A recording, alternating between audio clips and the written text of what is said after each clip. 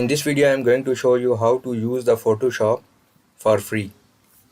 So what's the procedure? You just need to open the Google.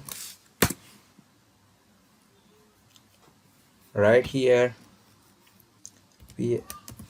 Photo PEA. Click here. Here you don't need to install the software, it's online and for free. If you click on the Photo PEA online photo editor, you click here. Now you can see all the options are here. You can apply different filters. For example, I import some image, open. I just take the SPSS standard image. Here you can see open, and if I apply some filters here, for example, if I take filter gallery, now you can see I can change. So you don't need to install, you directly can use this software online. It has all the option.